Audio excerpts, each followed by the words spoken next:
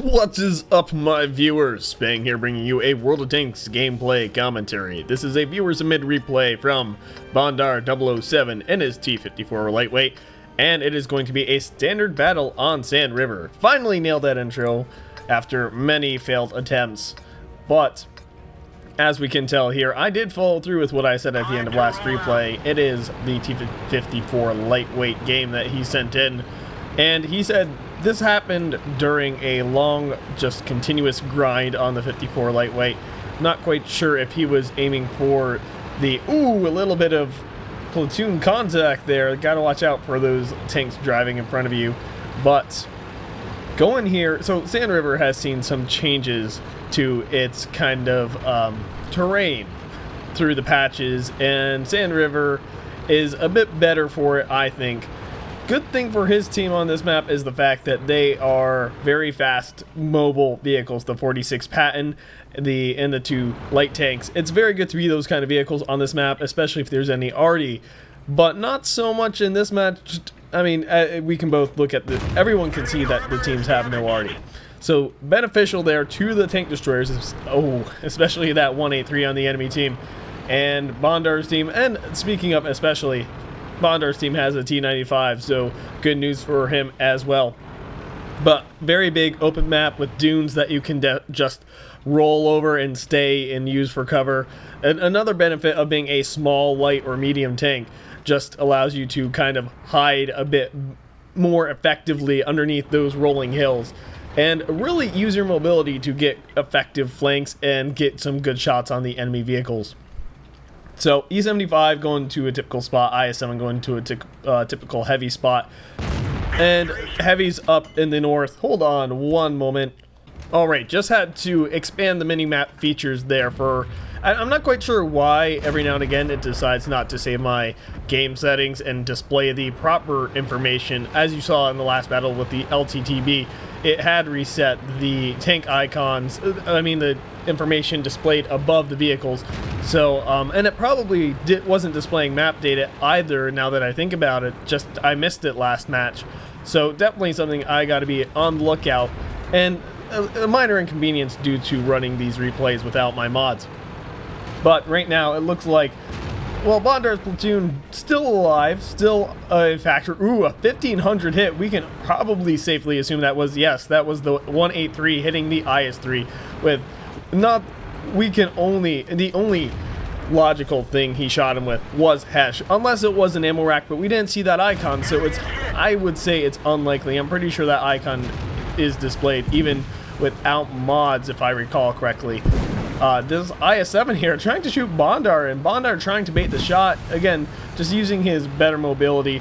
And so due to that IS-3 getting shot and killed by the 183, we can safely assume he's roughly where that Yog Tiger is on the map, towards their base on that hill, just kind of shooting anything he can get eyes on to the western flank, the 1-2 line, where the E75, the IS-7, another IS-3, and several other friendly vehicles are located. That 1390 taking a good chunk of damage. Will he actually manage? Yes, he will get away for now. And the T-54 and IS-7 getting some cross shots here. It looks like Bondar's ally is giving some support. The T-54 going to get shot for his shovel, and his tunnel vision is what I would call it in that case. So T-44, not the T-54, very big difference there. The T-54 being highly more effective. Definitely going to try and trade a bit with the T-54 lightweight, but I wouldn't recommend that. Honestly, I think the lightweight is a vastly superior vehicle to the 44 in just many ways, although I do have a 44 replay, so no, we won't do that next. We want to mix it up a little bit. We've done too many medium and light tank battles in a row, so we definitely need to mix it up and get something a little different on this channel. So the 95, despite there being no artillery, kind of being a little too exposed out in the open and not really using his armor to its maximum effectiveness. He could be a little bit more hull down because there is a hill there, and he could be hiding his lower plate, one of his few weak spots, against that IS-7, but instead he's just kind of not really managing to do any sort of damage to the IS-7, who may kill him, but Bondar coming to the rescue. Maybe he doesn't want to go down this hill, but he does want to shoot the IS-7, utilizing the hill's incline to help his tank aim lower. That is, again, something that you need to be aware of as a World of Tanks player, that if you can't aim lower, make your tank angle better, like go up an incline and force your tank to aim lower. And the same can be done for shooting upwards. If you can't aim high enough, find an incline that boosts your tank up so you can aim higher. Use the terrain to your advantage, and I mean that in more than just getting the proper flank. I mean that in boosting your elevation and lowering your depression for your gun. So Bondar demonstrating that right here, and trying to shoot that IS-7, unfortunately not quite managing to do that. Loading APCR rounds here, and really not that many shells left. 9 of each for standard and APCR, and then 3 for high explosive. So not quite sure he will have what he needs to kill this IS-7, one of the more well-armored heavy tanks in the game. It's got that Stalinium armor, if you will. So it's certainly a formidable tank, but not in the best of spots. That 183 pretty out in the open here, and I guarantee you Bondar is spotted, and he recognizes that right now, falling back behind the hill to not get wasted by the 183, which he now sees is aiming away from him. He will shoot at the lower hull in the side, get a successful penetration, and the 183 will aim back at him. So one of the downsides to the 183 is it isn't an accurate gun according to the specifications in-game, if they are to be believed, which, ooh, there we go, I saw a kill on the 183, but if the specifications in-game are to be believed, it has about the same accuracy as an IS-7, which we all know isn't that accurate. If I recall, it's about 0.4, or so they say. Now, it has been proven in the past that those in-game specs aren't always 100% accurate, but the IS-7 dying only after he did manage to kill Bondar's ally, the 1390, which was, we didn't even call them out, Lucky one. And then Seafood, which he did mention in the replay, in the submission, that Seafood is re-rolling for the, what you call it, the recruitment tank, the T-54, T-95E2 or whatever it's called. I don't know. I've never placed much value on it, but you might know what I'm talking about. It's basically where you invite a friend to World of Tanks, and if you play so much together and achieve so much, then you both get a free tank, more or less. I mean, something like that, yeah. So, E75 going to shoot Bondar, who really doesn't care. 1 APCR round left, but I believe his standard ammunition will be more than enough to get through the rear armor of an E75. I would be shocked if that was not the case. And this is the last tank alive, so we're really just going to go very shortly to post-game stats and see how well everyone did, but very good call there towards the end there. Got him some, himself some extra damage, saw that it was the last vehicle alive, knew he could take a shot, and utilize the opportunity to optimize his performance for the match. So with that being said, let's now go to those post-game stats and see how well everyone did.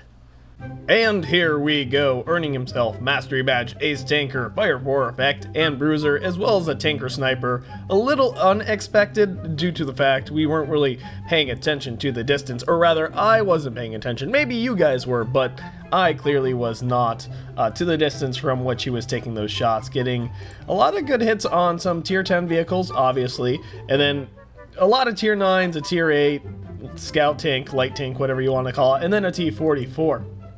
So, all said and done, ooh, wow.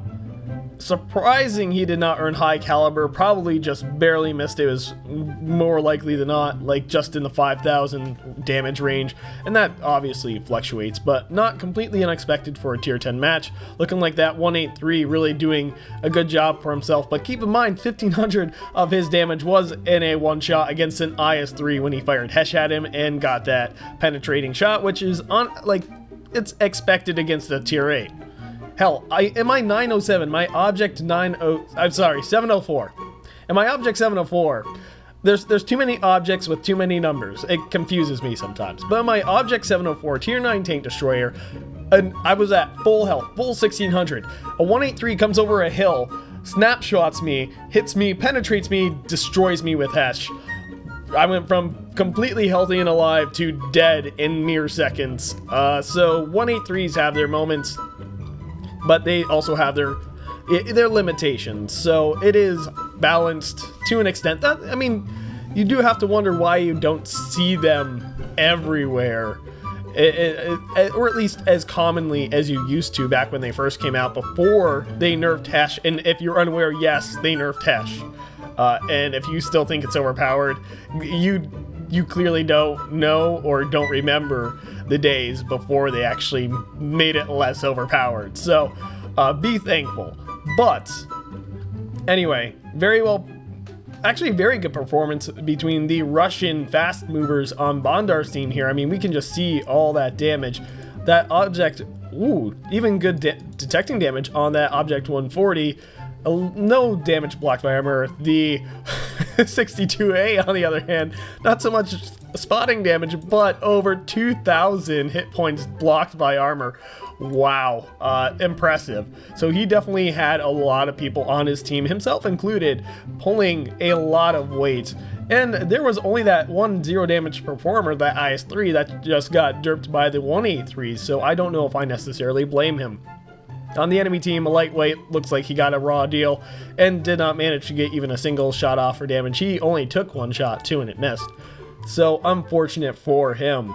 But going to the detail report, 23 shots fired, 21 hits. So that just kind of gives you an idea of the accuracy of the lightweight, especially when you consider how much of his damage was done at a distance of 300 meters or more. And 19 of those 21 hits were penetrations. So a pretty good ratio too, considering the lower pen of light tank, scout tank class vehicles. But we do see not as large of a distance, not as far, I guess, of a distance driven as one might expect from a scout tank on this map. But he was just in an effective position. He had full view of several enemy vehicles, hence the large amount of damage, the top damage out of both teams.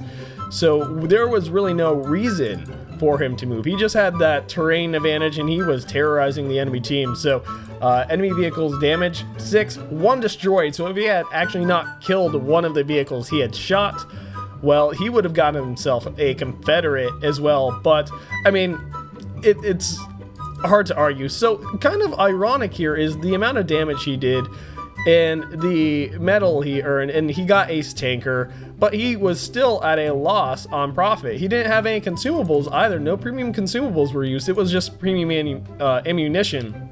So kind of demonstrates how much using premium ammunition can put you in the hole, even if it is making you, vastly more effective. So I think he's more happy about the experience he earned on this map, over 2,000 without any sort of double or anything, but of course with premium. But anyway, that's gonna about wrap it up for this video. Thank you ever so much for watching. If you enjoyed this video, be sure to consider hitting that like button. It helps me out. If you want to see more, subscribe. And if you got a replay you think I should do a commentary on, description has instructions on how to submit. And finally, if you got something you want to share or suggest in relation to my videos or channel, comment section, do it. But until next time, this has been Spang, and clearly I am just oh so professional. MLG Dynamo!